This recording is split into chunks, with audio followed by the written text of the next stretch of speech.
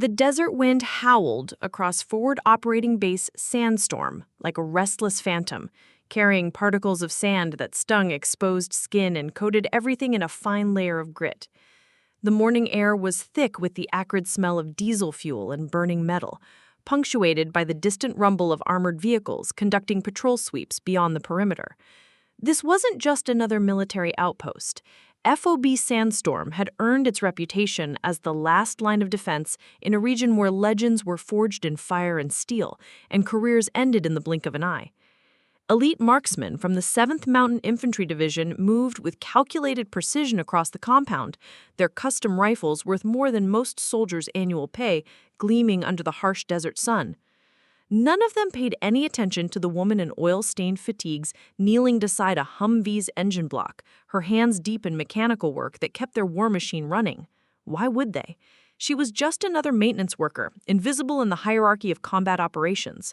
What they didn't know was that in less than 6 hours, Riley Nakamura would fire a single shot across 3,000 meters of hostile desert that would disable an enemy tank and save every life on that base, shattering everything they believed about who deserves to hold a rifle in war. Before we jump back in, tell us where you're tuning in from, and if this story touches you, make sure you're subscribed because tomorrow I've saved something extra special for you. Riley wiped sweat from her forehead with the back of her grease-stained hand, leaving a dark smudge across her temple. The Humvee surgeon had been giving trouble for 3 days straight, and with patrol schedules demanding every vehicle be operational, she'd been pulling double shifts to keep the motor pool running. Her small frame belied the strength required to wrestle with stubborn engine components in the unforgiving desert heat, but she approached each mechanical problem with the same methodical precision that had earned her recognition as one of the most reliable maintenance specialists in the division. The base hummed with its usual morning activity. Soldiers emerged from their quarters, some heading to the mess hall for breakfast, others preparing for training exercises on the nearby rifle range. The crack of distant gunfire echoed across the compound as the base's elite marksmen practiced their craft, preparing for missions that demanded split-second accuracy at impossible distances. Riley had grown accustomed to the sound, just another element of the military symphony that played out daily at FOB Sandstorm. Nakamura! The sharp voice of Sergeant Peterson cut through the mechanical noise around her. She looked up from the engine compartment to see the motor pool supervisor approaching with his characteristic brisk stride. Got another breakdown in Sector 7.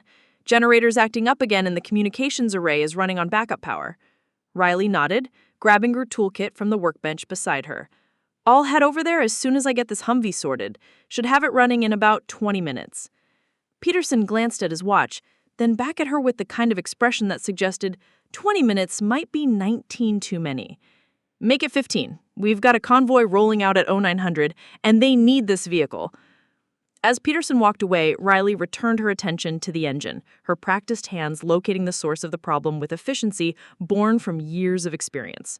She'd enlisted straight out of high school, drawn by promises of technical training and the chance to serve something larger than herself.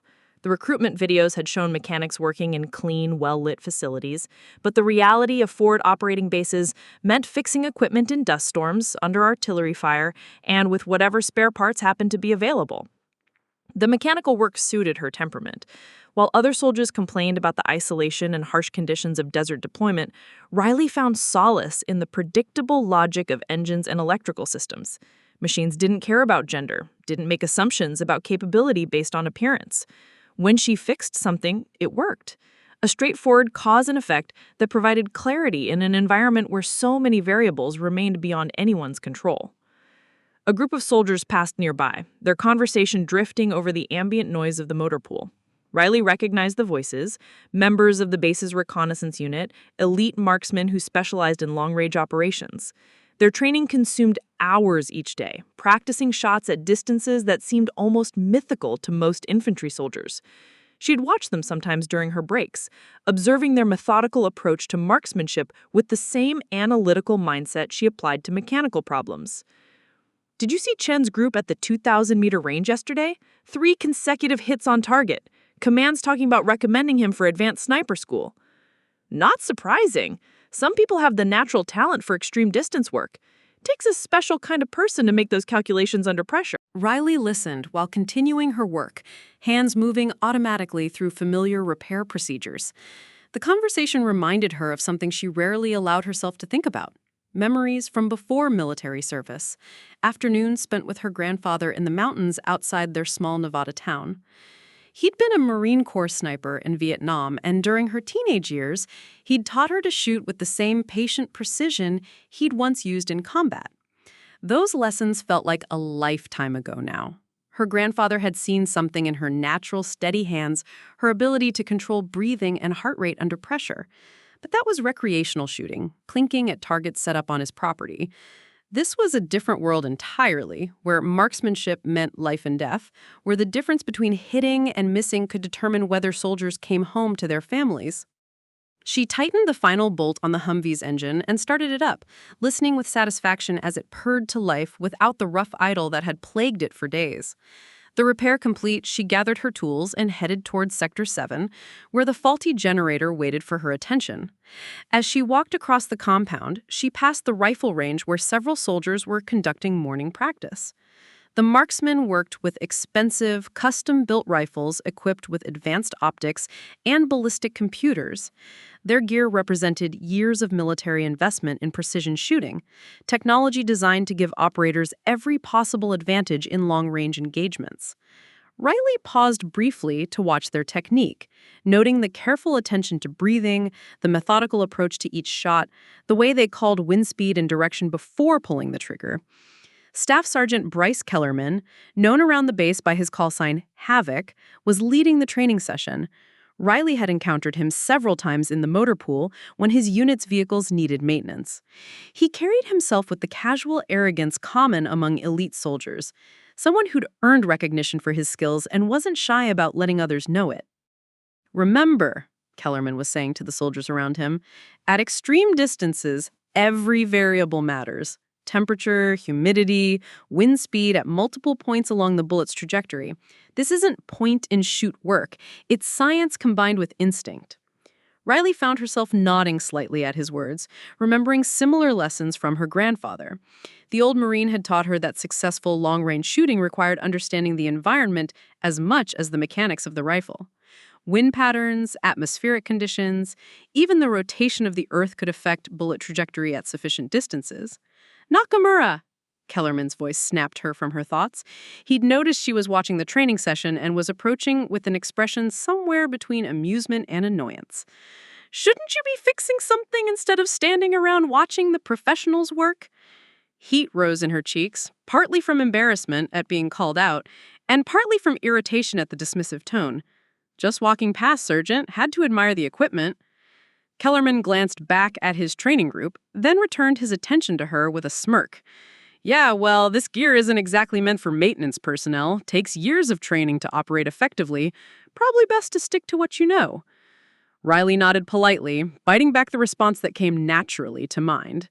She had learned early in her military career that arguing with non-commissioned officers rarely improved situations, regardless of whether their attitudes were justified.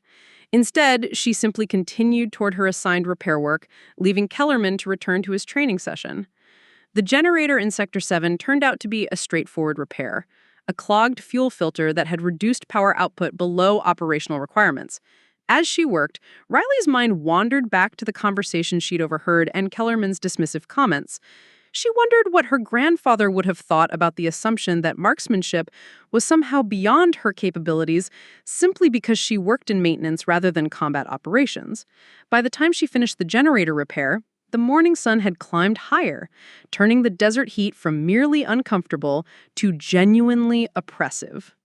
Riley wiped sweat from her face and began the walk back to the motor pool, where undoubtedly more equipment awaited her attention.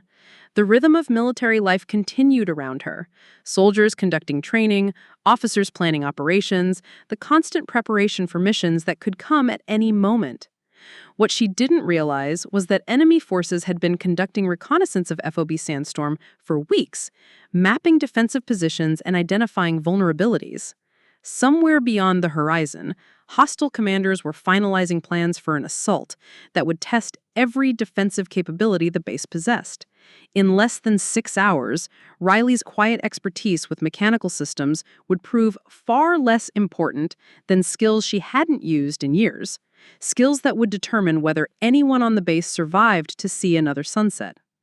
The desert wind continued to howl across the compound, carrying with it the promise of change that none of them could yet anticipate. The afternoon briefing room buzzed with the controlled energy that preceded major operations.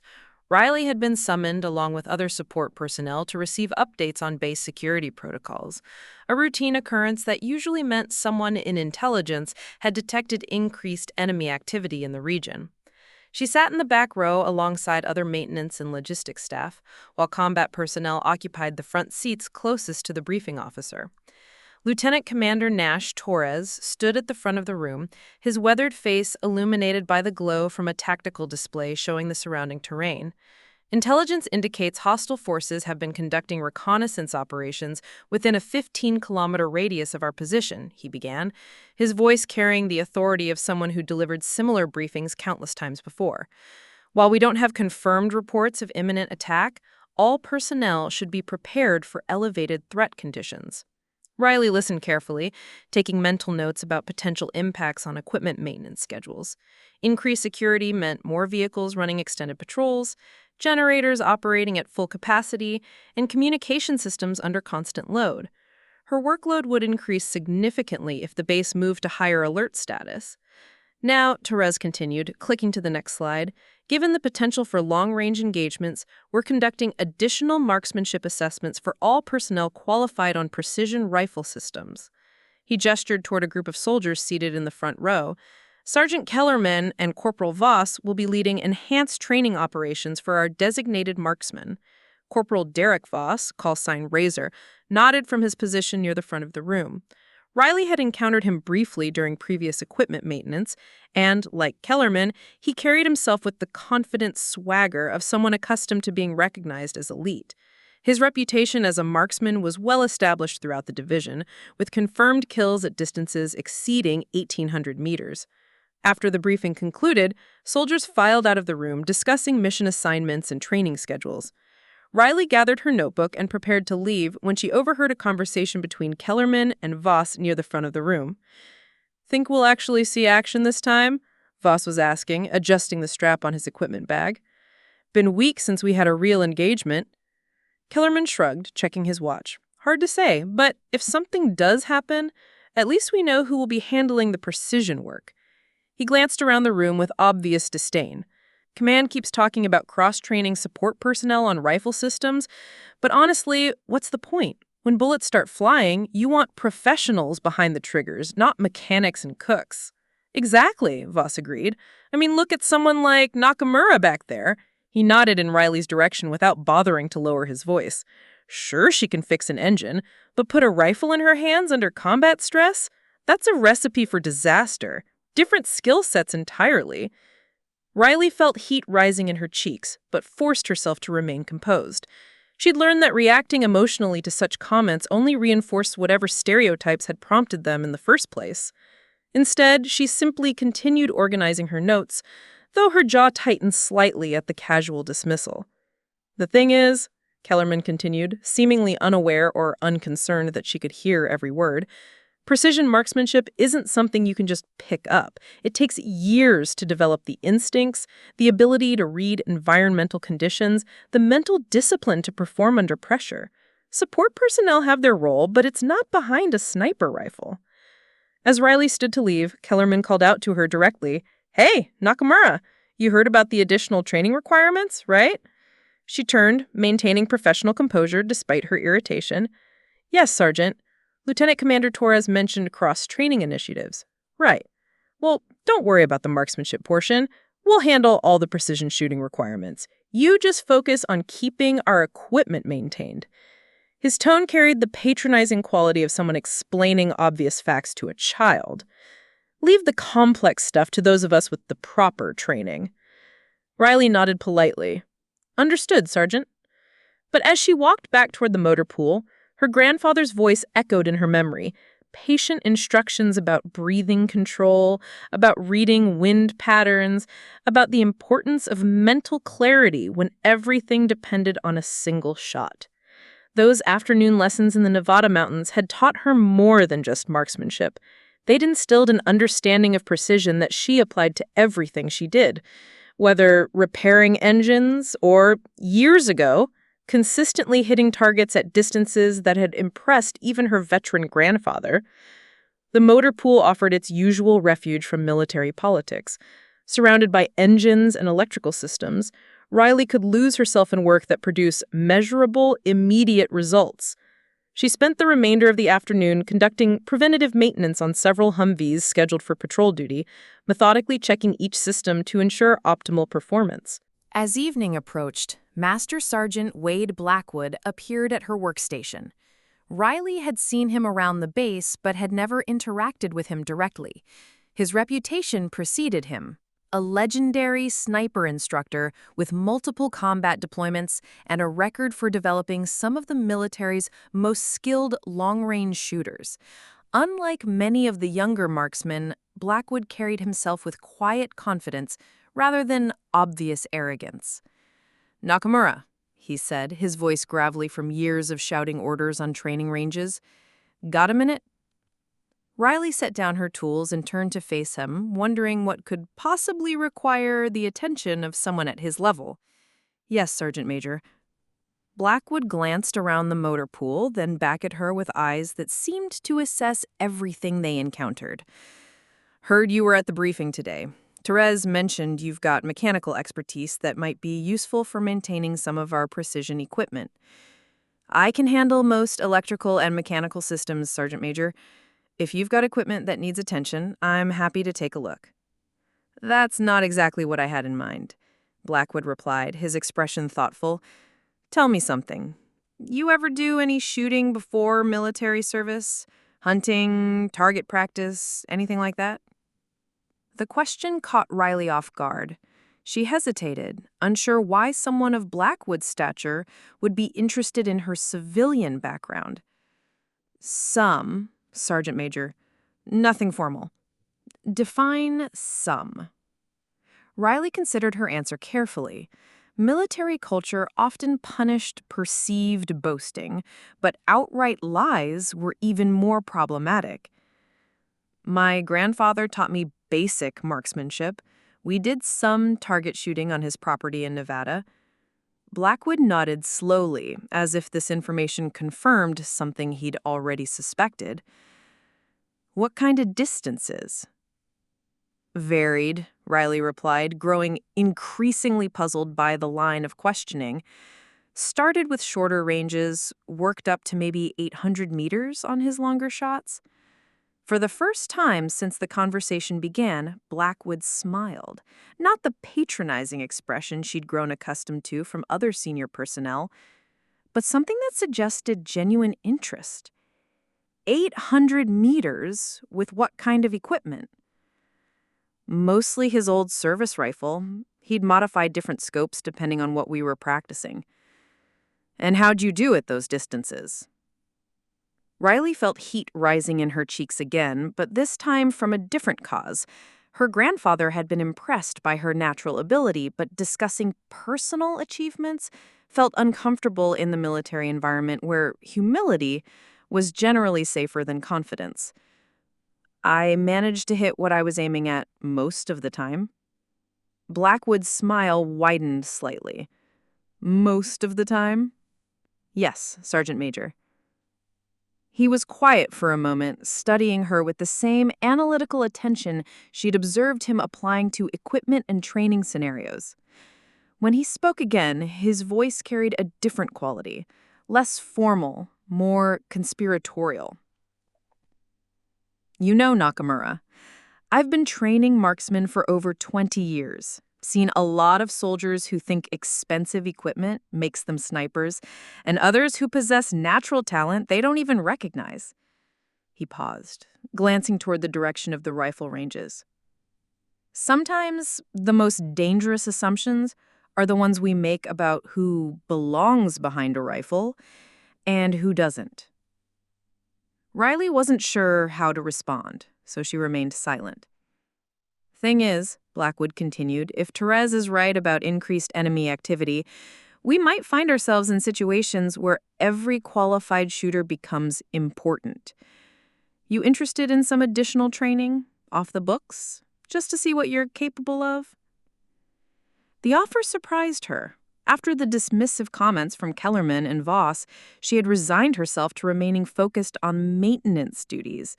But something in Blackwood's expression suggested he saw potential that others had missed.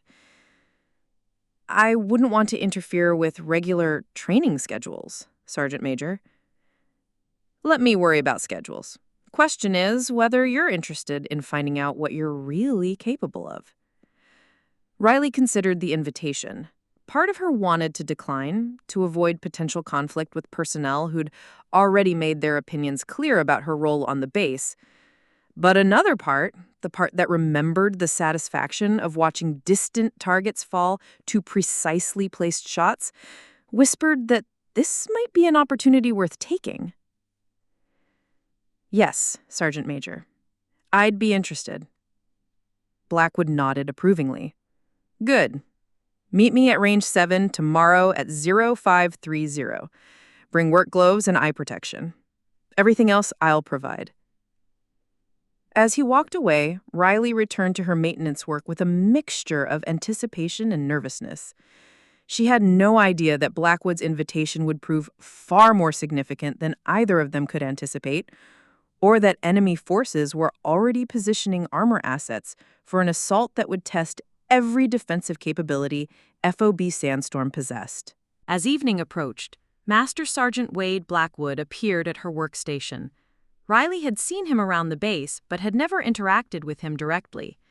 His reputation preceded him, a legendary sniper instructor with multiple combat deployments and a record for developing some of the military's most skilled long-range shooters.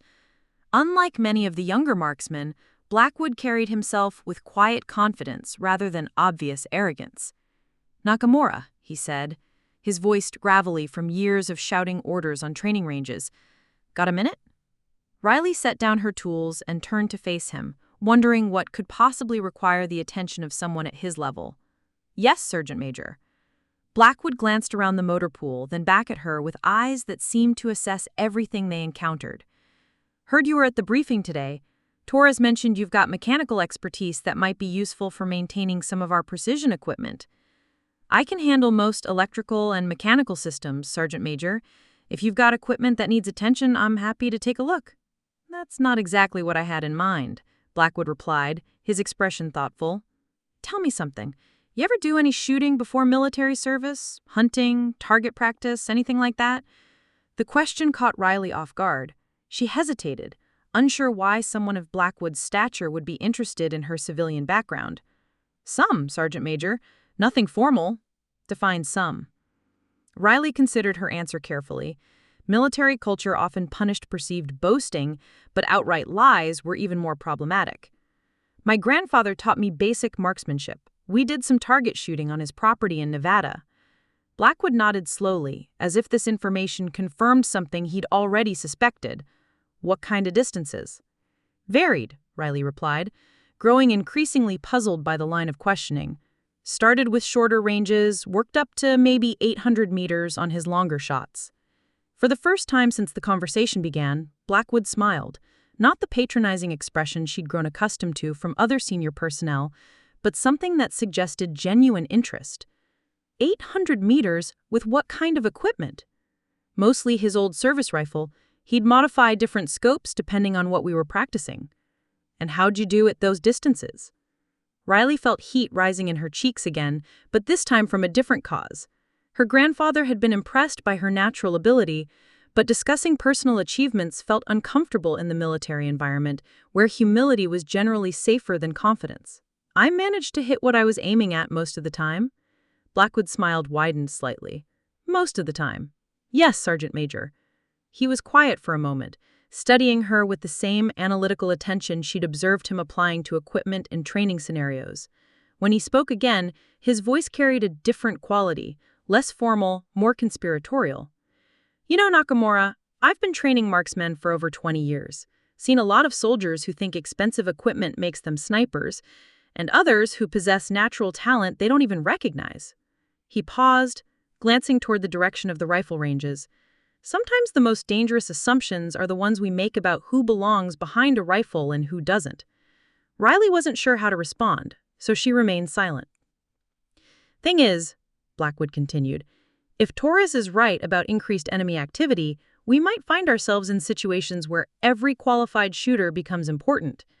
Interested in some additional training? Off the books, just to see what you're capable of. The offer surprised her. After the dismissive comments from Kellerman and Voss, she had resigned herself to remaining focused on maintenance duties. But something in Blackwood's expression suggested he saw potential that others had missed. I wouldn't want to interfere with regular training schedules, Sergeant Major. Let me worry about schedules. Question is, whether you're interested in finding out what you're really capable of. Riley considered the invitation. Part of her wanted to decline to avoid potential conflict with personnel who'd already made their opinions clear about her role on the base. But another part, the part that remembered the satisfaction of watching distant targets fall to precisely placed shots, whispered that this might be an opportunity worth taking. Yes, Sergeant Major. I'd be interested. Blackwood nodded approvingly. Good. Meet me at Range 7 tomorrow at 0530. Bring work gloves and eye protection. Everything else I'll provide. As he walked away, Riley returned to her maintenance work with a mixture of anticipation and nervousness. She had no idea that Blackwood's invitation would prove far more significant than either of them could anticipate, or that enemy forces were already positioning armor assets for an assault that would test every defensive capability FOB Sandstorm possessed. We'll start here, Blackwood explained, adjusting the scope's magnification. I want to see your natural shooting ability before we start discussing advanced techniques. Remember, this isn't about impressing anyone. It's about establishing a baseline for your actual capabilities. Riley settled into a prone position behind the rifle, using a bipod to support the weapon's weight. Through the scope, the target appeared clearly defined despite the distance, the magnified image revealing details that would have been impossible to discern with naked eyes. She took several deep breaths, allowing her heart rate to settle, then began the familiar process of sight alignment and trigger control. The first shot surprised her with its sharp crack echoing across the empty desert. Through the scope, she could see a distinct hole in the target, not perfectly centered but well within the scoring rings. Relief flooded through her. At least she hadn't embarrassed herself completely. Not bad for a maintenance specialist, Blackwood commented, peering through a spotting scope to assess her shot placement. About 2 inches high and 1 inch right. In combat terms, that's a solid hit on a human-sized target. Riley fired several more rounds, each shot building her confidence as she reacquainted herself with the rhythm of precision shooting. Her groups tightened as she adjusted to the rifle's characteristics, and by the 10th shot, she was consistently placing bullets within a 2-inch circle. Interesting, Blackwood muttered, making notes in a small logbook. Your fundamentals are actually quite solid. Better than some soldiers I've worked with who've been through formal sniper training. He moved the targets to 500 meters, a distance that immediately elevated Riley's anxiety. This was beyond anything she'd attempted during her civilian shooting experience, entering the realm she'd always associated with elite military marksmen. The target appeared significantly smaller through the scope, and she found herself second-guessing her ability to maintain accuracy at such range. Don't overthink it, Blackwood advised, noting her hesitation. Same fundamentals, just adjusted for distance and environmental conditions. The rifle is zeroed for this range, so trust your equipment and focus on technique. Riley's first shot at 500 meters missed the target entirely, the bullet impact visible as a small dust cloud in the dirt berm beyond. Embarrassment heated her cheeks, but Blackwood remained patient, offering corrections to her sight picture and reminding her to account for the slight crosswind that had developed as the morning progressed. Her second shot struck the target's outer ring, and subsequent rounds began grouping closer to the center as she adapted to the increased distance. By the end of the session, she was achieving consistent hits that would have been considered acceptable for trained infantry soldiers, though still well short of sniper-level precision. You've got natural talent, Blackwood concluded as they packed up the equipment. Raw ability that could be developed into something quite impressive with proper training and experience. The question is, Are you interested in pursuing that development? Riley considered his question carefully. The morning shooting had awakened something she'd forgotten she possessed: the deep satisfaction of precisely placed shots, the meditative focus required for accuracy, the sense of competence that came from mastering a complex skill. At the same time, she was acutely aware of the potential complications that additional training might create with her regular duties and relationships with other personnel. "What would that involve, Sergeant Major?" she asked finally. "More sessions like this one, progressive training at longer distances, environmental condition variations, maybe some advanced ballistic theory." He paused, studying her expression. "And eventually, if you prove capable, integration into actual operational planning." The implications of his words weren't lost on her. Blackwood wasn't simply offering recreational shooting instruction, he was suggesting she could potentially contribute to the base's combat capabilities in ways that went far beyond maintenance support. "I'd like to continue training," Riley said, surprised by her own certainty. "I want to see what I'm capable of." Blackwood smiled, the expression transforming his usually stern features. "Good. Same time tomorrow. And Nakamura, don't mention these sessions to other personnel for now.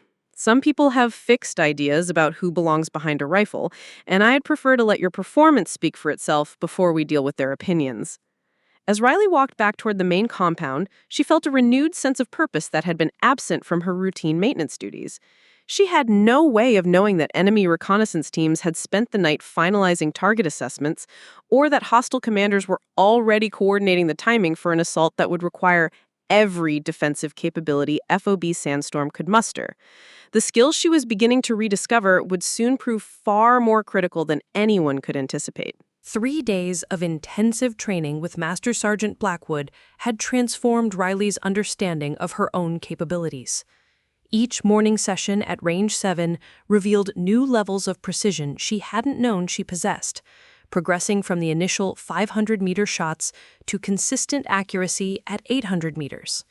The advanced rifle system that had initially intimidated her now felt like a natural extension of her intentions, responding to minute adjustments in technique with impressive results. The training remained their secret, conducted during the early hours before most of the base awakened to regular duties. Riley would complete her morning shooting session, then transition seamlessly to her maintenance responsibilities, carrying herself with the same unassuming demeanor that had always characterized her presence at FOB Sandstorm. None of her colleagues suspected that she was developing skills that rivaled some of the base's designated marksmen. But the desert calm that had allowed for these peaceful training sessions was about to be shattered by events beyond anyone's immediate control. Preparing and narrating this story took us a lot of time, so if you are enjoying it, subscribe to our channel. It means a lot to us. Now back to the story. The alarm klaxon's harsh wail cut through the afternoon heat like a blade, sending every soldier on the base into immediate action. Riley was deep inside a Humvee's engine compartment when the sound began, and she instinctively reached for her service weapon before even processing what the alarm meant. Around the motor pool, other maintenance personnel dropped their tools and moved toward their assigned positions according to base defense protocols. "All personnel to battle stations," the announcement echoed from speakers positioned throughout the compound. "This is not a drill. Enemy forces have been identified approaching from multiple vectors. Repeat, this is not a drill." Riley's heart hammered as she secured the Humvee's hood and grabbed her gear from the nearby workbench. Her assigned position during base defense was with other support personnel in the command bunker, providing technical assistance for communications equipment and power systems. But as she moved toward the bunker, she spotted Master Sergeant Blackwood near the armory, distributing precision rifles to designated marksmen. Their eyes met across the chaotic scene, and Blackwood gestured for her to approach. "Nakamura, forget your regular assignment. I need you with the marksmen." Riley felt her stomach drop. "Sergeant Major, I'm not qualified for combat operations. I'm supposed to be in the bunker with—" "You're qualified," Blackwood interrupted, pressing one of the advanced rifle systems into her hands, the same model they'd been using during training. "Enemy armor has been spotted at extreme range, and we need every capable shooter on the perimeter. Your training hasn't been recreational, it's been preparation." Around them, soldiers moved with practiced urgency toward defensive positions that had been drilled countless times but never used in actual combat. Riley recognized several faces from previous encounters, Sergeant Kellerman and Corporal Voss among them, their expressions grim as they prepared for the engagement they'd been anticipating. "Blackwood, what the hell?" Kellerman demanded, noticing Riley's presence with the designated marksman. "Support personnel belong in the bunker, not on the firing line. This isn't training. It's actual combat." "She's qualified," Blackwood replied curtly, checking his own equipment. "More qualified than you might think." Voss laughed harshly, adjusting his rifle's scope settings. "Qualified? She's maintenance staff. When bullets start flying and enemy armor starts shooting back, we need professionals, not mechanics playing soldier." Riley felt familiar heat rising in her cheeks, but this time, anger mixed with the embarrassment. 3 days of intensive training had shown her capabilities she'd forgotten she possessed, and the dismissive attitudes that had once intimidated her now seemed based on assumptions rather than evidence. "I can handle myself," she said quietly, surprised by the steadiness in her own voice. "This isn't the motor pool," Voss continued, apparently unaware of the change in her demeanor. "Enemy snipers will be targeting our marksmen specifically. You want to get yourself killed playing games you don't understand?" Before Riley could respond, Lieutenant Commander Torres's voice crackled over the radio system. "All marksmen to elevated positions immediately. Enemy reconnaissance indicates hostile forces include main battle tanks at distances exceeding 2,500 meters. Long-range engagement capability is critical for base defense." The mention of 2,500 meters sent a chill through Riley's spine. During training, she'd achieved consistent accuracy at 800 meters, with a few successful shots at 1,000 meters.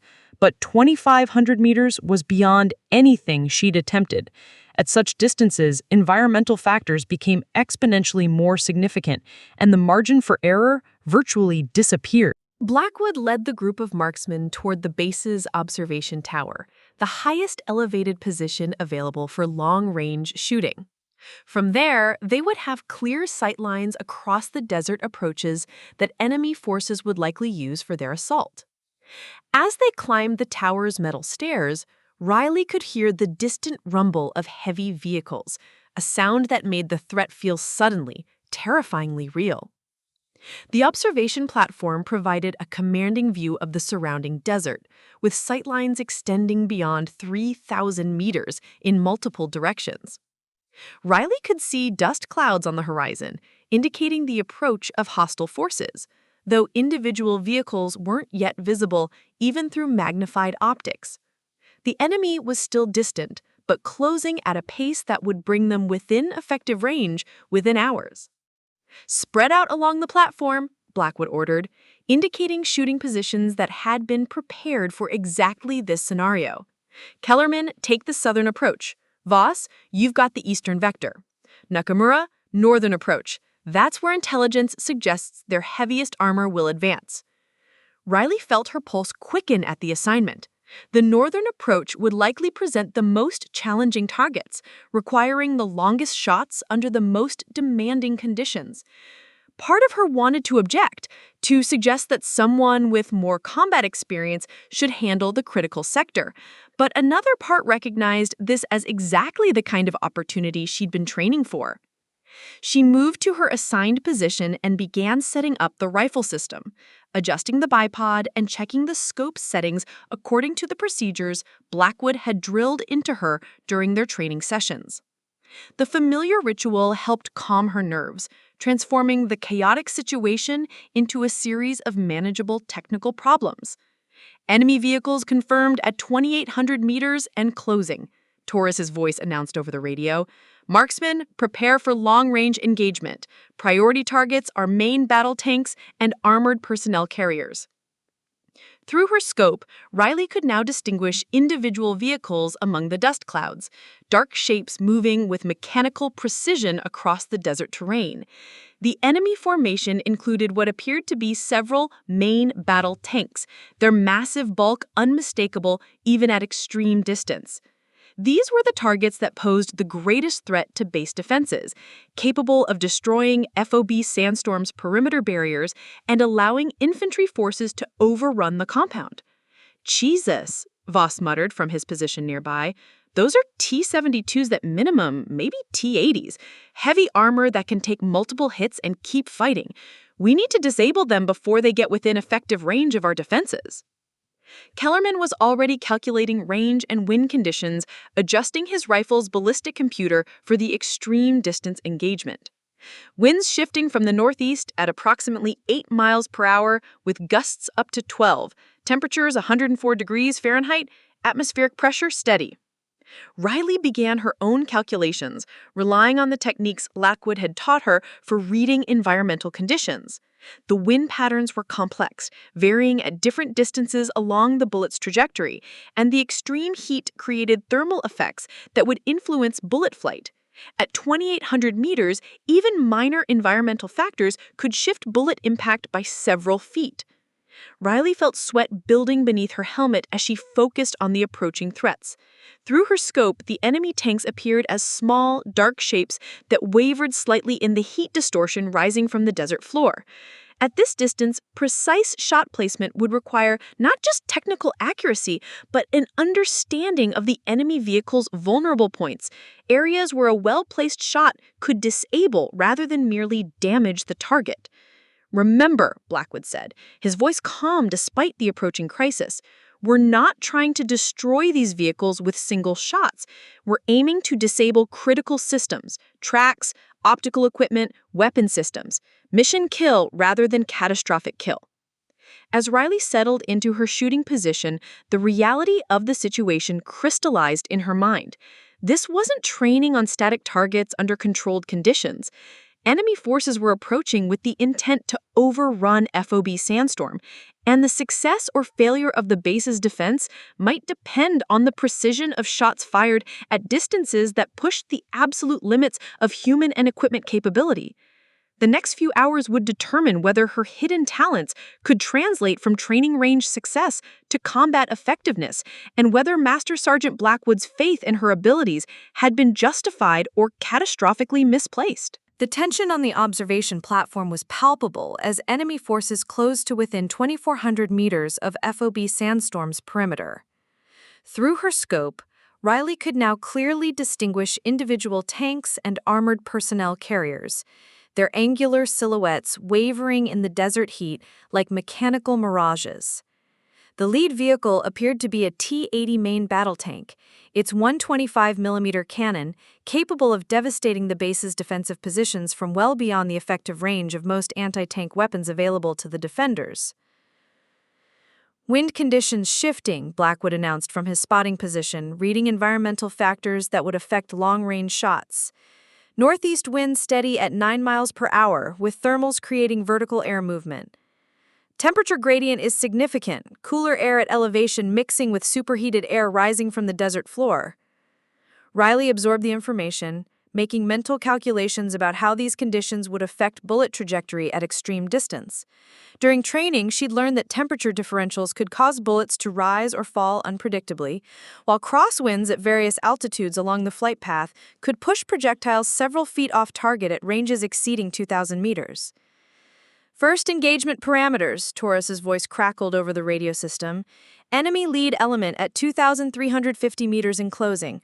Marksmen are authorized to engage at will when targets reach 2,200-meter threshold. Priority remains mobility kills on main battle tanks." Kellerman was already settling into his firing position, the advanced ballistic computer on his rifle displaying solutions for the extreme range engagement. "I've got a firing solution on the lead T-80, targeting left track assembly for mobility kill." Riley watched through her scope as Kellerman prepared for what would likely be the opening shot of the engagement. His rifle was equipped with even more sophisticated equipment than hers, including a computerized ballistic calculator that factored multiple environmental variables automatically. In theory, his shot had a higher probability of success than anything she could achieve with less advanced gear. The sharp crack of Kellerman's rifle echoed across the platform, followed by several seconds of tense silence as everyone tracked the bullet's flight toward its distant target. Through her spotting scope, Blackwood observed the impact area, his expression grim as he delivered the assessment. Miss. Impact approximately 3 meters left of target, no apparent damage to vehicle. Kellerman's jaw tightened as he chambered another round and adjusted his scope settings. Wind must be stronger than calculated, compensating for additional drift. His second shot produced similar results, close enough to demonstrate his general accuracy at extreme distance, but not precise enough to achieve the mission kill required to stop the advancing armor. The T-80 continued its steady approach, now less than 2,100 meters from the base perimeter. My turn, Voss declared, settling behind his rifle with the confidence of someone accustomed to making difficult shots under pressure. His equipment was equally sophisticated, and his reputation as a marksman was well established throughout the division. If anyone could achieve the precision required for effective engagement at such distance, conventional wisdom suggested it would be him. Voss's first shot impacted closer to the target than Kellerman's attempts, striking the ground directly beneath the tank's hull. The explosion of sand and debris indicated that his range estimation was accurate, but the shot placement remained insufficient to disable the vehicle's critical systems. "Damn thermal effects," he muttered, making scope adjustments. "Bullets dropping more than the computer calculated." Riley watched the two experienced marksmen struggle with conditions that pushed the limits of their equipment and training. Despite their advanced gear and extensive experience, the combination of extreme distance, challenging environmental factors, and the pressure of combat was proving more difficult than anyone had anticipated. "Enemy at 2,000 meters, Taurus announced. Multiple vehicles now within effective range of base defenses, but main battle tanks remain priority targets for long-range engagement." The approaching enemy formation was now clearly visible without magnification, a line of armored vehicles advancing with mechanical precision across the desert terrain. I could see infantry soldiers dismounting from personnel carriers, preparing for what would likely be a coordinated assault on the base's perimeter defenses. "Nakamura," Blackwood said quietly, moving closer to her position. "Remember everything we practiced, fundamentals over technology. Read the environment, trust your instincts." Riley felt her pulse quicken as she settled behind her rifle, aware that Kellerman and Voss were watching with expressions of skeptical curiosity. In their minds, she was the maintenance worker playing at being a marksman, about to demonstrate the folly of placing support personnel in combat roles. Through her scope, the lead T-80 appeared larger now, its details more clearly defined despite the extreme distance. She could see the commander's cupola, the main gun's thermal sleeve, and the vulnerable junction points were track assemblies connected to the vehicle's drivetrain. Her grandfather's voice echoed in her memory, patient instructions about finding the enemy's weaknesses rather than simply aiming for the largest target area. Riley began her breathing sequence, the familiar ritual that had served her well during training sessions. She exhaled halfway and held, allowing her heart rate to settle while maintaining perfect sight alignment on her chosen target. The left track drive sprocket, a relatively small component whose destruction would immobilize the massive tank. The wind felt different at this distance, more complex than the simple crosswind measurements suggested. She could sense thermal currents rising from the superheated desert, creating vertical air movements that would affect bullet flight in ways that computer calculations couldn't fully predict. This was where instinct and experience mattered more than technology. She made a minute adjustment to her point of aim, compensating not just for the measured wind conditions, but for the subtle environmental factors she'd learned to recognize during her grandfather's patient instruction years earlier. The crosshairs settled on her target point, and she began the smooth, consistent trigger pull that Blackwood had emphasized during their training sessions. The rifle's sharp crack seemed louder than the previous shots, though Riley knew this was likely her heightened awareness rather than any actual difference in sound. For what felt like an eternity, but was actually only 4 seconds, the bullet traveled across 2,000 meters of hostile desert, fighting crosswinds and thermal effects that could easily deflect it from its intended path. Through his spotting scope, Blackwood tracked the bullet's impact with professional detachment, though his voice carried a note of surprise when he delivered his assessment. Hit. Direct impact on left track assembly. Target appears to be immobilized. The T-80 had indeed stopped its forward movement, though it remained a formidable threat with its main gun still operational. Riley had achieved what the two experienced marksmen had not, a precision hit at extreme distance that significantly degraded the enemy's combat capability. "Lucky shot," Voss muttered, though his tone suggested he wasn't entirely convinced of his own assessment. "Maybe," Kellerman agreed, but his expression had shifted from dismissive to thoughtful. Let's see if she can do it again. Riley chambered another round, aware that her first success might indeed have been partially due to luck. The second target was another T-80, positioned slightly farther from the base and moving at a different angle that would complicate range and wind calculations. This shot would provide a more definitive assessment of her actual capabilities under combat conditions. As she settled into her firing position for the second engagement, Riley felt a calm confidence that surprised her. The successful first shot had validated her training and reminded her that precision marksmanship was ultimately about fundamentals rather than equipment sophistication. Her grandfather had taught her to read environmental conditions with her entire body, not just instruments, and those lessons were proving more valuable than any ballistic computer. The approaching enemy forces were now close enough that small arms fire could be heard from the base's perimeter defenses, indicating that the engagement was escalating beyond long-range precision shooting. Time was becoming critical, and every shot that could disable armor before it reached effective range would save lives among the base's defenders. Riley took a deep breath, aligned her sights on the second tank's critical components, and prepared to prove that her first success had been skill rather than accident. The second shot rang out across the desert with the same sharp authority as the first, but this time Riley felt a deeper connection to the process. Every variable accounted for, every environmental factor carefully considered before committing to the trigger pull. The bullet's 4-second flight seemed suspended in time, carrying with it not just kinetic energy, but the weight of proving whether her capabilities were genuine or merely fortunate. "Hit!" Blackwood announced, his voice carrying unmistakable satisfaction. Second T-80 immobilized, right track completely severed at the drive sprocket. The platform fell silent except for the distant sounds of escalating combat from the base's perimeter defenses. 2 consecutive precision hits at ranges exceeding 2,000 meters represented marksmanship that few soldiers could achieve under ideal training conditions, let alone during active combat with lives hanging in the balance. Kellerman lowered his rifle, staring at Riley with an expression that mixed disbelief with grudging respect. 2 for 2 at that distance, he said slowly. Either you're the luckiest person on this base, or we seriously underestimated your capabilities. Voss remained focused on his own scope, tracking additional enemy vehicles that continued advancing despite the loss of 2 main battle tanks. Still got multiple T-72s and BMPs approaching from the eastern vector, he reported. Distance approximately 1,800 meters and closing. Whatever she did to those T-80s, we need to repeat it on these new targets. Riley felt a surge of confidence that surprised her with its intensity. The successful engagements had validated not just her marksmanship skills, but the training methodology that Blackwood had emphasized. Fundamentals over technology, environmental awareness over computer calculations, instinctive shooting over mechanical precision. Her grandfather's patient instruction years earlier had provided a foundation that sophisticated equipment couldn't replace. Enemy infantry advancing under cover of remaining armor. Torres's voice crackled over the radio. Long-range marksmen continue engaging priority targets. Ground defense teams prepare for close-quarters engagement. The tactical situation was evolving rapidly as hostile forces adapted to the unexpected effectiveness of the base's long-range defensive fire.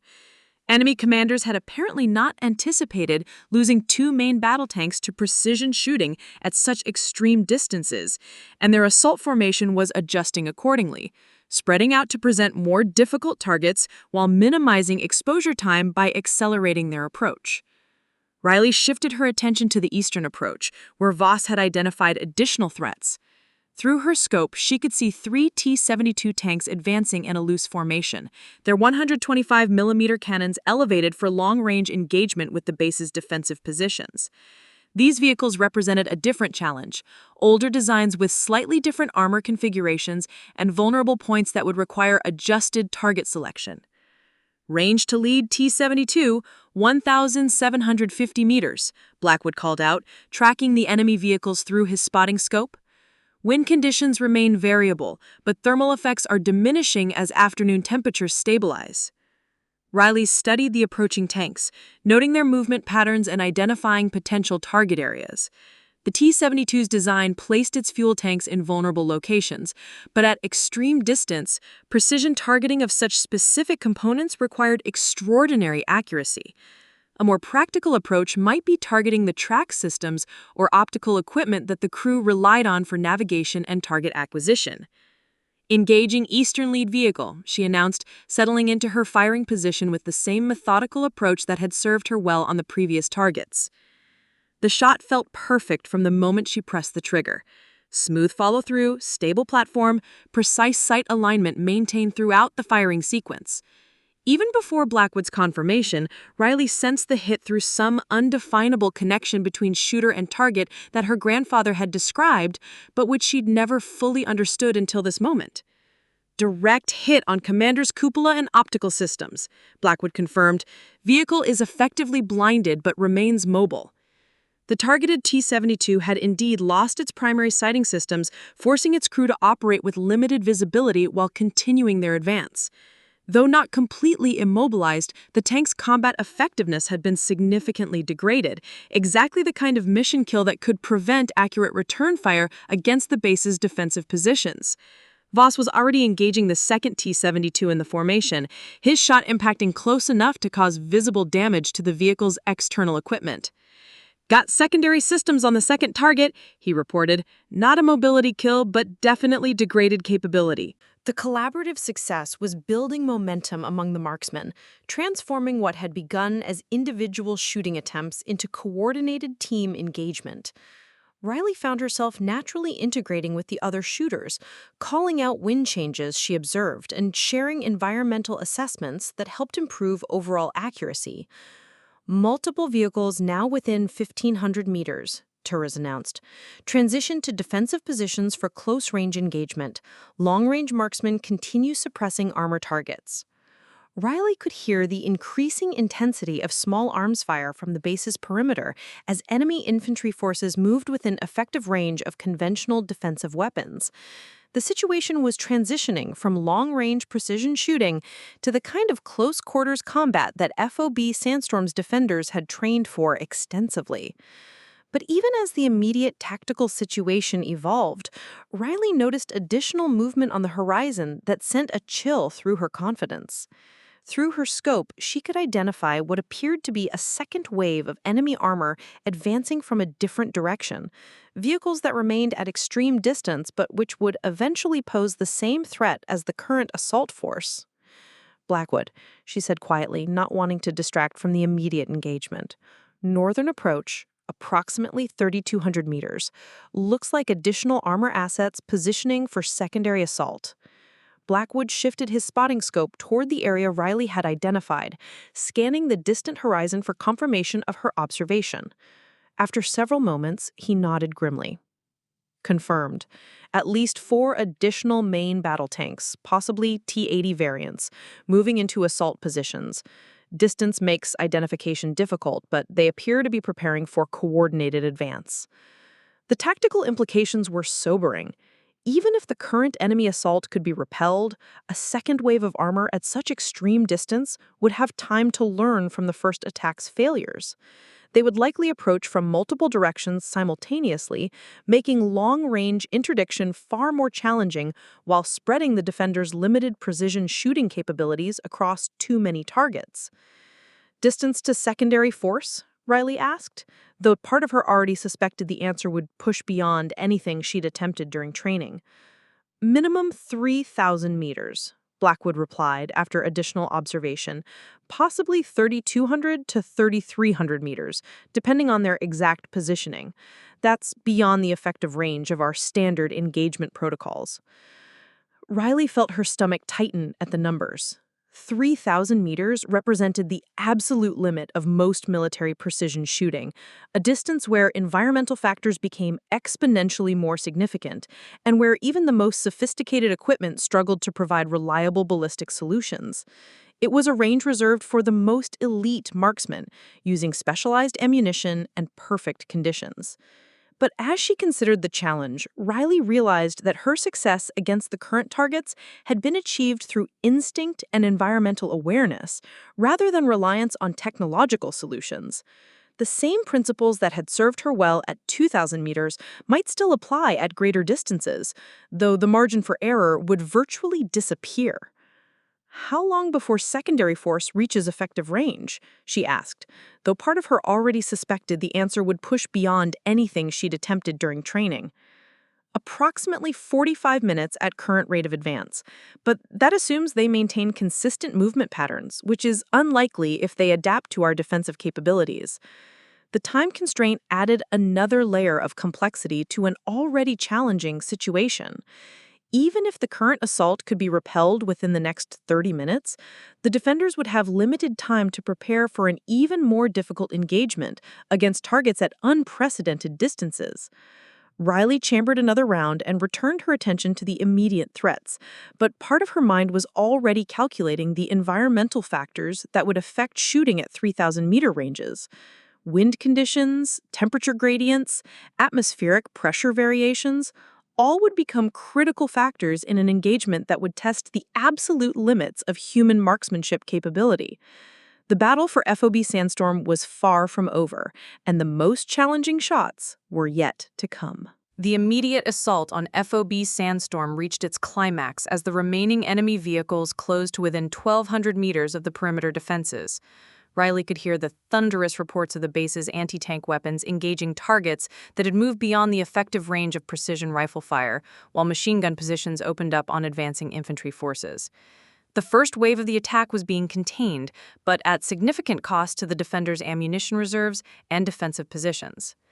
"First assault wave neutralized," Torres announced over the radio, his voice strained from coordinating the complex defensive operation. "All units conduct rapid resupply and prepare for secondary engagement. Intelligence confirms additional enemy armor advancing from northern approach." Riley used the brief lull to reload her rifle and assess her remaining ammunition. The precision engagements had consumed more rounds than typical training sessions, partly due to the extreme distances involved, and partly because of the pressure to achieve immediate results under combat conditions. She calculated that she had perhaps 20 rounds remaining, enough for sustained engagement, but not enough for careless shooting. Blackwood moved between the marksmen's positions, checking equipment and providing tactical updates based on his observations of the approaching secondary force. When he reached Riley's position, his expression was more serious than she'd seen during any of their training sessions. Second wave confirmed at 3,100 meters and holding position. 4 main battle tanks, likely T-80Ms based on their silhouettes. They're not advancing yet. Appears they're waiting for something. Riley adjusted her scope's magnification to maximum and scanned the distant horizon. The enemy vehicles were barely visible, even with optical enhancement, appearing as dark specks that wavered in the heat distortion rising from the desert floor. At such extreme distance, even identifying vehicle types required experience and careful observation. "What are they waiting for?" she asked, though part of her already suspected the answer. "Probably coordinating with additional forces we haven't spotted yet, or they're analyzing our defensive capabilities based on how we handled the first assault. Either way, when they do move, they'll likely come fast and from multiple directions." The tactical situation was evolving in ways that favored the enemy's numerical superiority. While FOB Sandstorm had successfully repelled the initial attack, the defenders had revealed their capabilities and consumed significant resources in the process. The second assault would likely be coordinated to exploit weaknesses that had been identified during the first engagement. "Distance and environmental factors for 3,100-meter engagement," Riley asked, beginning her own calculations based on current conditions. Blackwood consulted his range-finding equipment and weather monitoring devices. Wind variable from northeast, 8 to 12 miles per hour with gusts up to 15. Temperature differential between ground level and elevation creating significant thermal effects. Atmospheric pressure steady, but humidity is increasing as afternoon progresses. The environmental challenges were formidable. At 3,100 meters, a crosswind of 12 miles per hour could deflect a bullet by several feet, while thermal effects could cause unpredictable vertical displacement. Traditional ballistic computers struggled with such conditions because they relied on average environmental measurements rather than the complex, constantly changing conditions that existed along the bullet's extended flight path. Kellerman had been listening to their conversation, and he moved closer with his own assessment equipment. He said, "Those ranges are beyond anything we've trained for. Even with perfect conditions, 3,100 meters pushes the absolute limits of our equipment and ammunition. Add combat stress and variable environmental factors, and the probability of effective hits drops to maybe 10%. 10% isn't zero, Riley replied, surprised by her own determination. and we don't have alternatives if they coordinate a multi-directional assault. Voss joined the conversation, his expression skeptical but no longer dismissive. Assuming you could hit at that distance, which is a massive assumption, you'd need to disable all 4 tanks to prevent them from providing fire support for infantry assault. That's 4 consecutive precision hits at unprecedented range under combat conditions. The mathematics of the situation were daunting. Even if Riley could achieve the accuracy required for 1 successful engagement at 3,100 meters, repeating that performance 3 additional times pushed probability calculations into nearly impossible territory. Yet the alternative, allowing 4 main battle tanks to advance within effective range of the base's defensive positions, would likely result in FOB Sandstorm being overrun entirely. Movement on the northern approach, Blackwood announced, tracking the distant vehicles through his spotting scope. Lead elements beginning coordinated advance. Multiple vectors, staggered timing. This is the assault we've been expecting. Through her scope, Riley could see the enemy tanks beginning their approach, their movement patterns indicating sophisticated tactical coordination. Rather than advancing in a simple line formation, they were spreading out to present multiple simultaneous targets while using terrain features to complicate defensive fire. Range to lead vehicle, 3,050 meters in closing, Blackwood called out. Current rate of advance suggests 23 minutes until they reach effective range of base defenses. Riley felt her heart rate accelerate as the reality of the situation crystallized. In less than 25 minutes, enemy armor would be positioned to provide devastating fire support for infantry forces that could overrun FOB Sandstorm's defensive perimeter.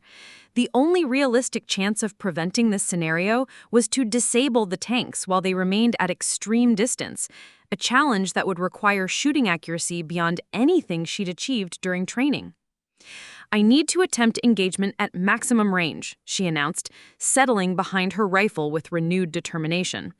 Even if the probability of success is low, it's higher than our chances if we let them get closer. Kellerman and Voss exchanged glances, their expressions reflecting the same calculations that Riley had been making.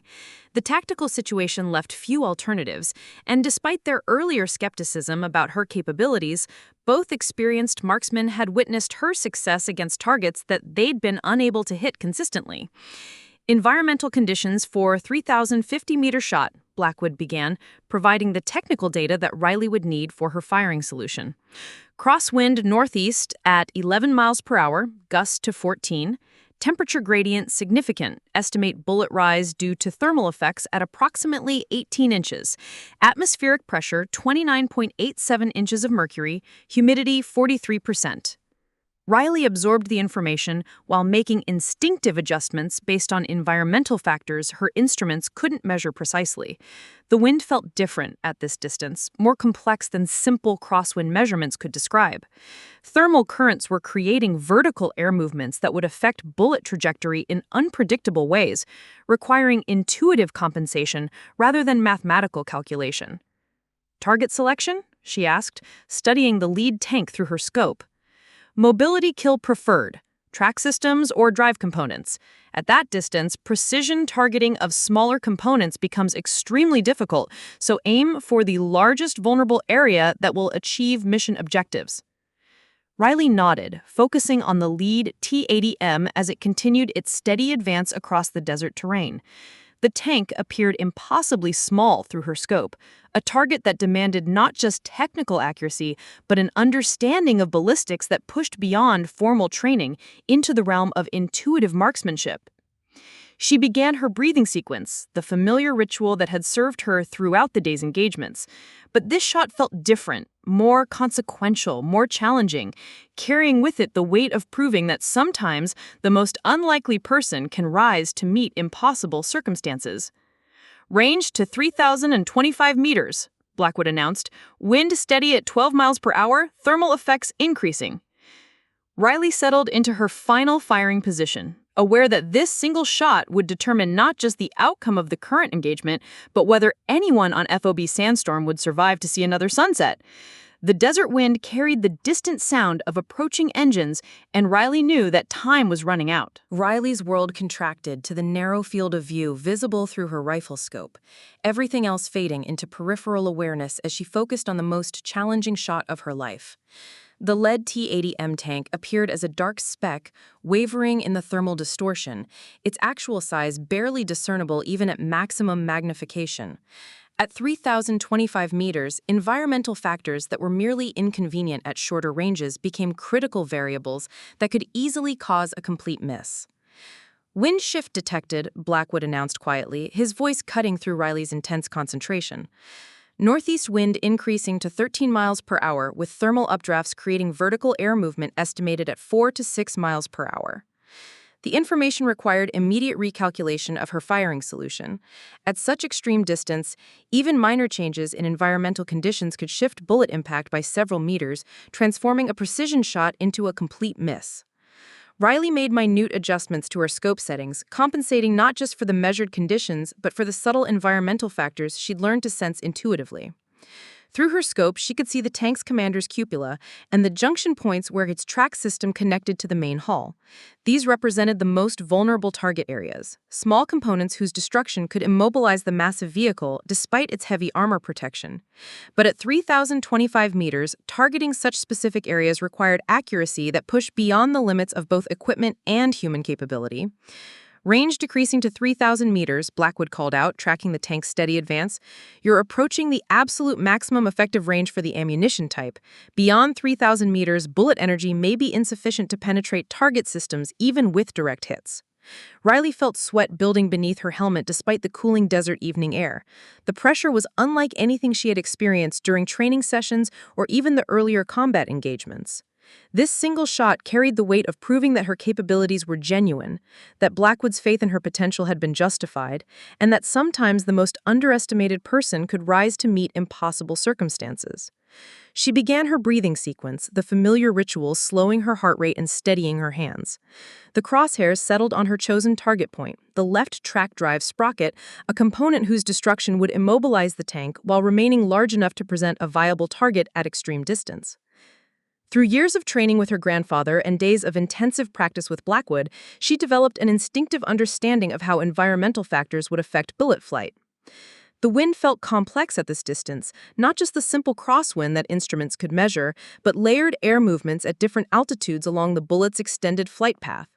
Thermal currents rising from the superheated desert created vertical displacement effects that no ballistic computer could calculate precisely. This was where intuitive marksmanship mattered more than sophisticated technology. Riley made her final aiming adjustment, compensating for factors that existed more in instinct than measurement. The crosshairs wavered slightly in the scope's field of view, but she could feel the same connection between shooter and environmental conditions that her grandfather had described during their afternoon sessions in the Nevada mountains. "Wind steady at current readings," Blackwood announced, thermal effects stabilizing as temperature gradient decreases. Time seemed to slow as Riley committed to the shot. Her finger found the trigger's break point, that precise moment where additional pressure would release the firing pin. Everything she'd learned about precision marksmanship, breath control, sight alignment, environmental awareness, mental discipline, converged on this single instant when theory would either translate into practice or prove insufficient against impossible odds. She pressed the trigger with smooth, consistent pressure, following through with perfect technique as the rifle's sharp crack echoed across the observation platform. The recoil felt different somehow, more significant, as if the weapon itself understood the importance of this particular shot.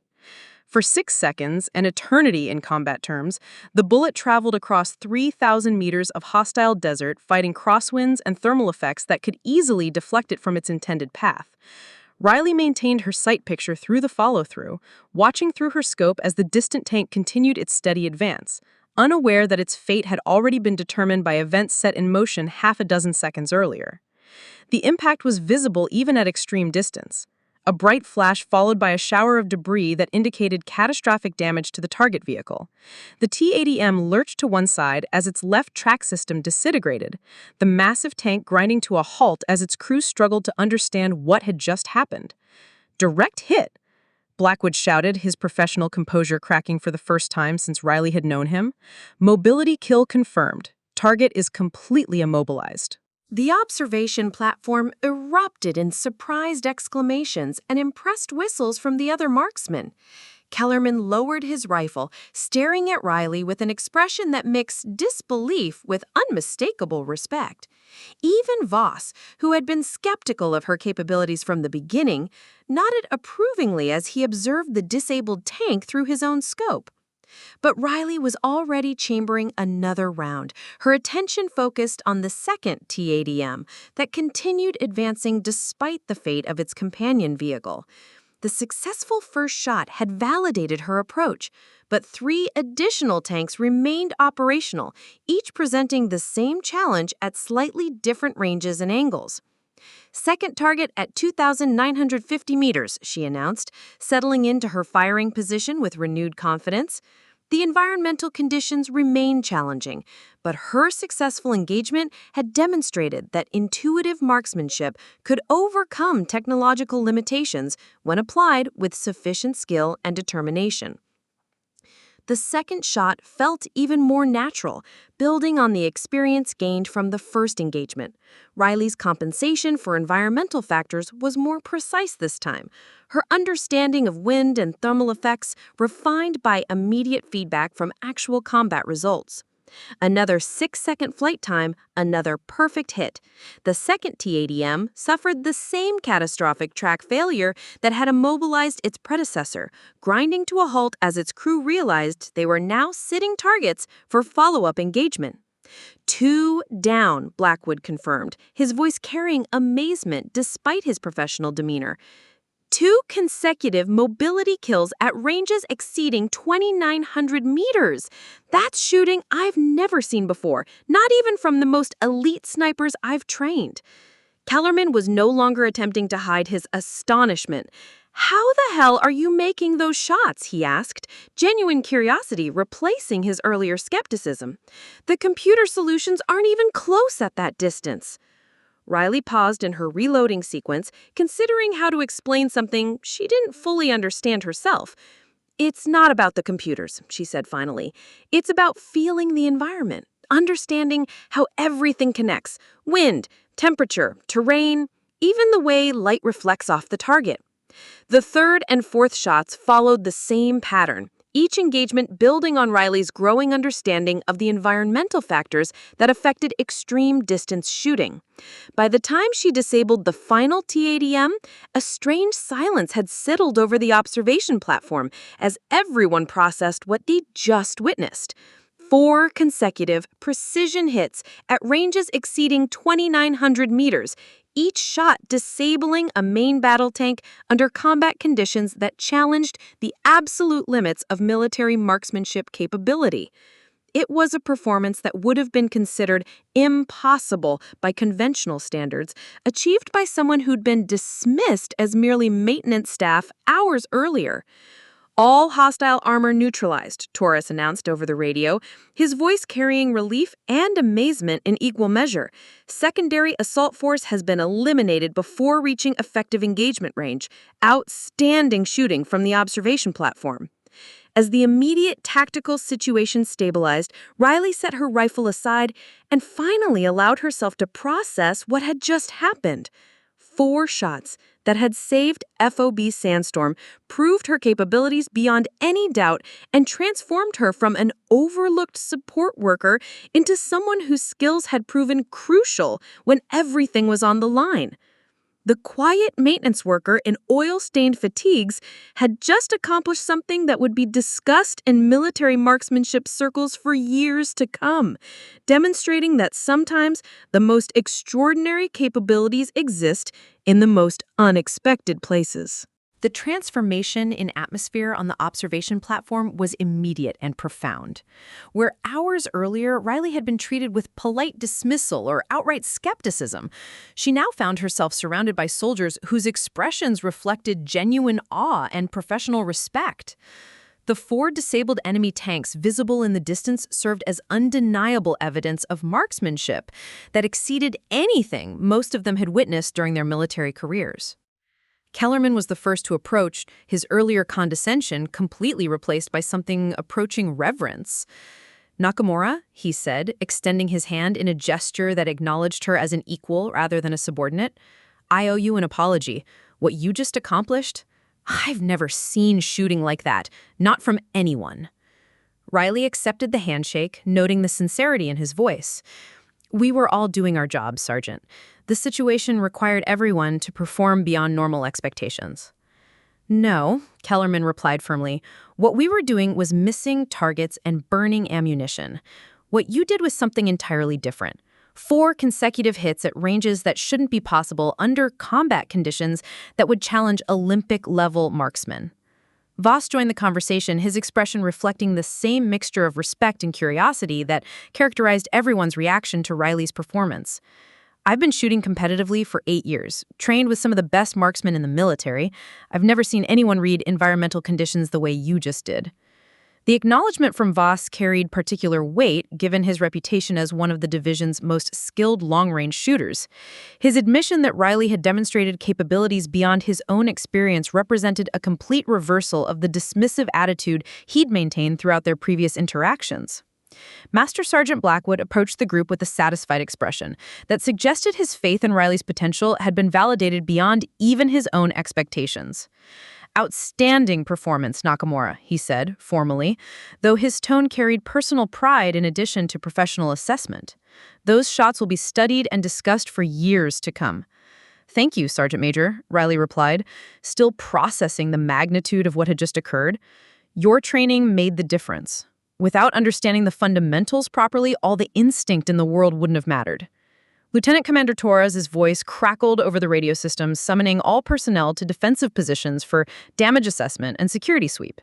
The immediate tactical threat had been neutralized, but standard protocol required comprehensive evaluation of base defenses and potential secondary threats. As the marksmen began packing their equipment, Riley found herself the center of conversations that would have been unimaginable hours earlier. Soldiers who had previously barely acknowledged her existence now sought her input on environmental factors, shooting techniques, and equipment recommendations. The transformation was both gratifying and somewhat overwhelming. Nakamura, Torres called out as he climbed onto the observation platform. I need a complete debriefing on your engagement sequence. 4 mobility kills at those ranges represents tactical intelligence that needs to be documented and shared with higher command. Riley nodded, though part of her wondered how to explain techniques that relied more on intuition than measurable procedures. Yes, sir, though I'm not sure how useful my methods will be for standard training protocols. Let me worry about training applications, Torres replied. Right now, I'm more interested in understanding how someone achieved results that our most advanced equipment and experienced personnel couldn't match. The debriefing session took place in the base's command center, with Riley explaining her shooting sequence while technical personnel documented environmental conditions and ballistic data. The conversation revealed interesting aspects of her approach that even she hadn't fully recognized during the heat of combat. You mentioned compensating for thermal effects that weren't showing up on instruments. How did you detect air movement that our weather monitoring equipment missed? Riley considered the question carefully. It's not really about detecting specific measurements. It's more about understanding how different environmental factors interact with each other. My grandfather taught me to read the desert like a living thing rather than just a collection of data points. The explanation prompted additional questions about her civilian background and the training methodology that had produced such exceptional results. Riley found herself describing her grandfather's patient instruction, the emphasis on environmental awareness over technological dependence, and the development of shooting instincts that complemented rather than replaced technical knowledge. Marine Corps sniper training from the Vietnam era, Blackwood added when asked about the training methodology. Before computerized ballistic solutions and laser rangefinders, snipers had to develop environmental awareness that modern technology sometimes replaces rather than enhances. As the debriefing concluded, Torres made an announcement that surprised Riley with its implications. Effective immediately, Specialist Nakamura will be cross-trained for precision marksmanship duties in addition to her maintenance responsibilities. Her performance today demonstrates capabilities that need to be integrated into our defensive planning. The formal recognition represented more than just acknowledgement of her shooting skills. It signified acceptance into a community that had previously excluded her based on assumptions about capability and role limitations. Riley felt a mixture of pride and responsibility as she considered the implications of her new status. Over the following hours, as FOB Sandstorm returned to normal operations, Riley noticed subtle but significant changes in how other personnel interacted with her. Conversations that had previously been brief and functional now included requests for her opinions on technical matters. Soldiers who had barely acknowledged her existence now offered respectful nods when passing her on the base. The motor pool, which had always been her refuge from military politics, now felt different as well. While conducting routine maintenance on vehicles that had been damaged during the assault, Riley found herself approached by personnel seeking not just mechanical expertise, but insights into the shooting techniques that had proven so effective. "The word's getting around about what you did up there," Specialist Zara Mills commented as she helped Riley replace a damaged radiator. 4 tanks at 3,000 meters. Some of the guys are calling it the shot heard round the base. Riley smiled at the hyperbole while focusing on her mechanical work. "It was 4 shots, actually, and I had help from experienced personnel who provided spotting and environmental data." "Maybe," Mills replied, "but you were the one behind the rifle when it counted. That's something nobody can take away from you." As evening settled over FOB Sandstorm, Riley reflected on the day's events while completing maintenance reports in the motor pool office. The quiet workspace felt familiar despite everything that had changed, providing continuity with the routine that had defined her military service before discovering capabilities she hadn't known she possessed.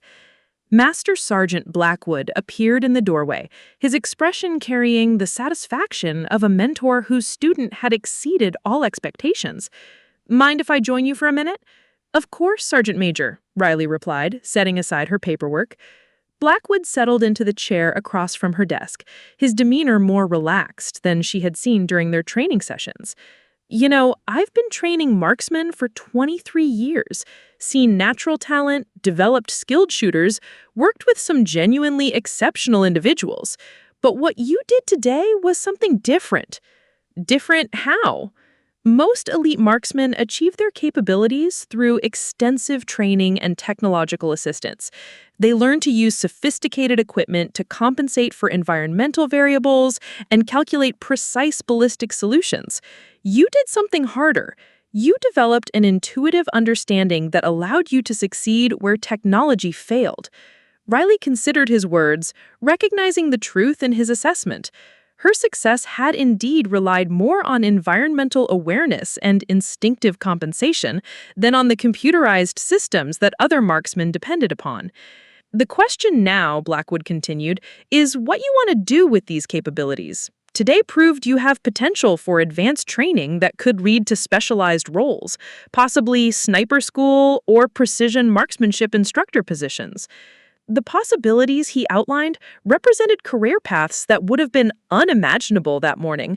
Riley found herself considering options she never thought were available to someone with her background and experience. "I'd like to continue developing these skills," she said finally, "both for my own growth and because today showed me how important precision capabilities can be for protecting people." Blackwood smiled approvingly. "Good answer. We'll start advanced training next week. Longer ranges, more complex environmental conditions, integration with tactical operations. You've got natural talent that could be developed into something truly exceptional." As Blackwood left the motor pool office, Riley returned to her maintenance reports with a sense of anticipation about future possibilities. The day had begun with her as invisible support personnel, progressed through combat that revealed hidden capabilities, and concluded with recognition that opened doors she never imagined walking through. The desert wind continued to blow across FOB Sandstorm, carrying with it the promise of changes that would extend far beyond a single day's shooting success. 6 months after the defense of FOB Sandstorm, Riley Nakamura stood before a classroom of military personnel at the Advanced Marksmanship Training Center, her instructor's insignia gleaming on freshly pressed fatigues. The audience included seasoned snipers, reconnaissance specialists, and support personnel who had requested cross-training in precision shooting techniques. What had begun as a single day's combat performance had evolved into a career transformation that continued to surprise everyone involved. Environmental awareness, Riley was saying, gesturing toward a diagram showing wind patterns and thermal effects, isn't just about reading instruments. It's about understanding how different factors interact with each other across the entire flight path of your bullet. In the front row, a young corporal raised her hand, Maria Santos, a communications specialist whose background closely paralleled Riley's own journey from support roles to combat training. "Ma'am, how do you develop that kind of environmental sense when most of our training focuses on technology and computer calculations?" Riley smiled at the question, recognizing the same uncertainty she'd felt when Master Sergeant Blackwood first invited her to Range 7. "Start by spending time observing without equipment," she replied. "Watch how dust moves at different altitudes, feel temperature changes against your skin, notice how light reflects differently throughout the day.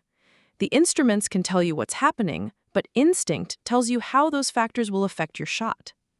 The training methodology Riley had developed combined traditional marksmanship fundamentals with environmental awareness techniques that emphasized intuitive understanding over technological dependence.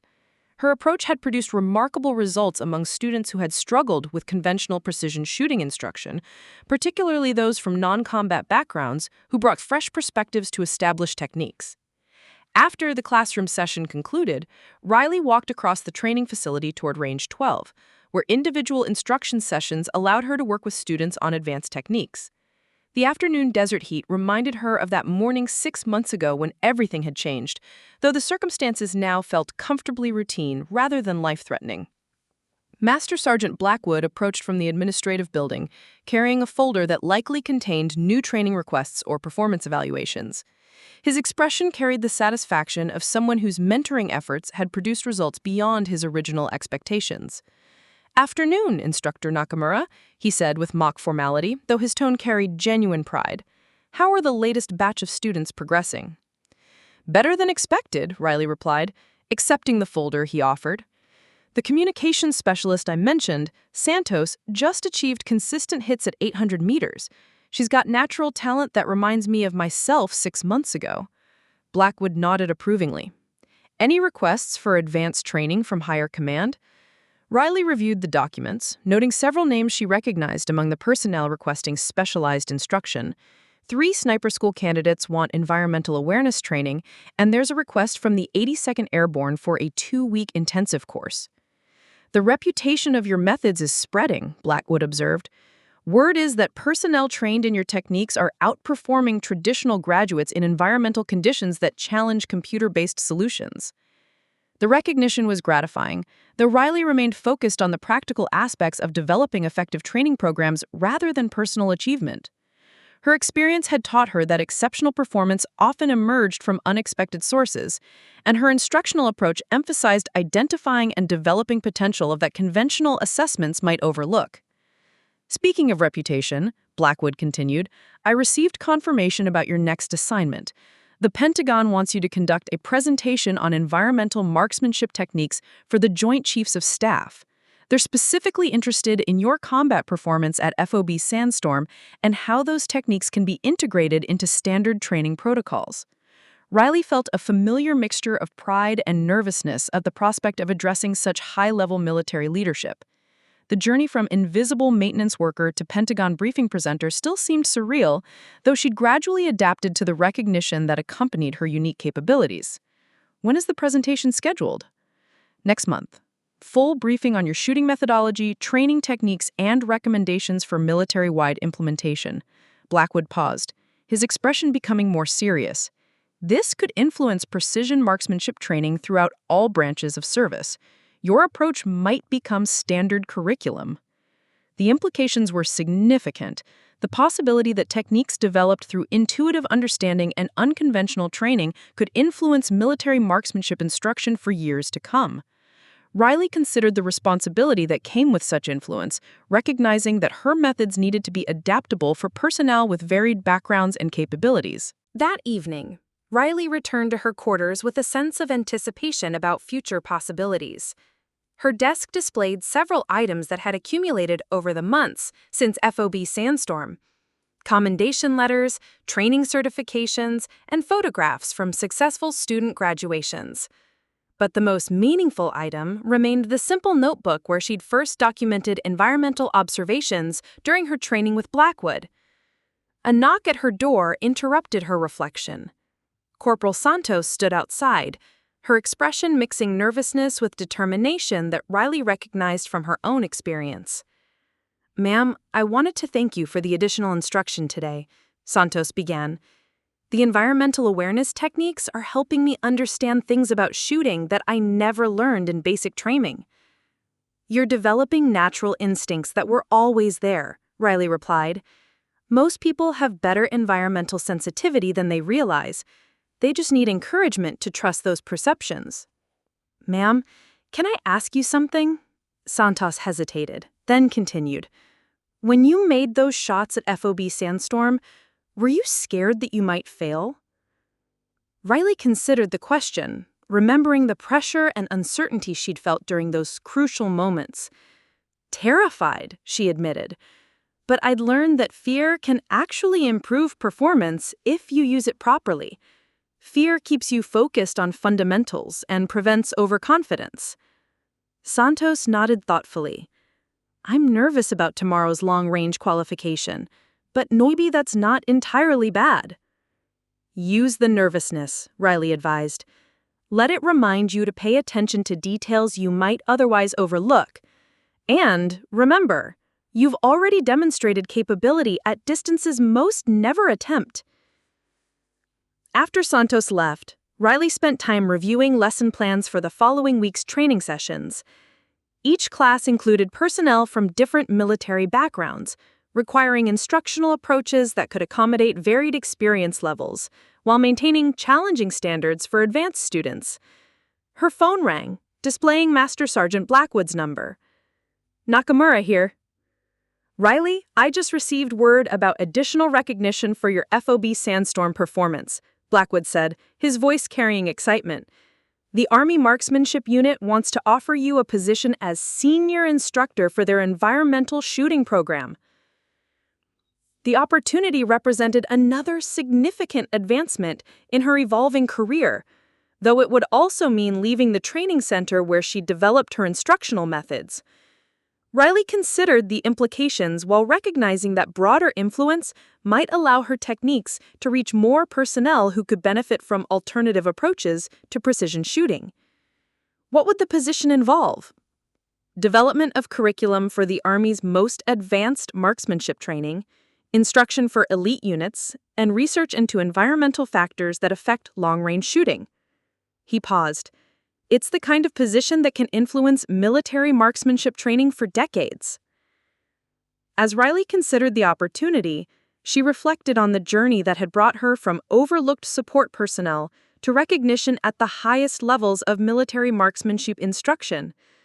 The transformation had begun with Master Sergeant Blackwood's willingness to see potential that others had missed, but it had been sustained by her determination to develop capabilities that challenged conventional assumptions about talent and training.